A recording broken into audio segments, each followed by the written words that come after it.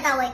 નાના છોકરા એવું વિચારે કે આખી રાત વરસાદ આવે ને સવારે વરસાદ આવે ને સ્કૂલમાં રજા પડી ગઈ. જે નોકરીએ જતા હોય ને એ એવું વિચારે કે રાતે ભલે વરસાદ ન આવે પણ ઓફિસના ટાઈમે વરસાદ આવે એટલે અમને ઘરેથી કામ આપી દે. પણ વરસાદ એવો લૂચો ને કે આખી રાત વરસાદ પડે પણ ઓફિસનો ટાઈમ થાય તરત બંધ થઈ જાય. અને બૈરાને તો એટલી તકલીફ થઈ જાય ને વરસાદમાં વાતમાં પૂછો. એક તેમને કપડા ધોયા હોય ઈ ભૂકાય નહીં એટલે ઘડીકમાં ઊંધા કરે ને ઘડીકમાં હવરા કરે, કચરા પોતા કરે ને ઘર આખું ભીનું ભીનું જ લાગે. અને એમાં હજી માંડ ફૂકાણું હોય ને તાઈનો વહે નાખો ભીનો ભોજ ખાઈને બાકી આવે. પછી ઈ બધું સાફ કરે ને તાઈનો છોકરો કાળાવાળો થઈને આવે.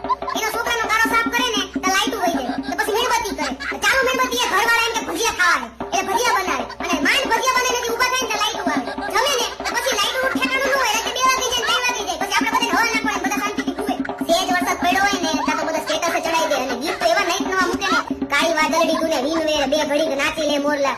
અરે મોર નાચશે બાપા તું ઘરમાં રહે તારી ઉપર વીજળી પડી શું કરશે તારા ઘરના. વરસાદમાં હે ને બધા તકલીફમાં હોય પણ લવરિયા હોય ને એકદમ ખુશ હોય. સેજ વરસાદમાંથી સ્કૂટી લઈને લોંગ ડ્રાઈવ પર નીકળી જાય અને ઝાડ એક એવા હંતાઈને બેઠા હોય એટલે વરસાદથી કઈ ટેન્શન ન હોય.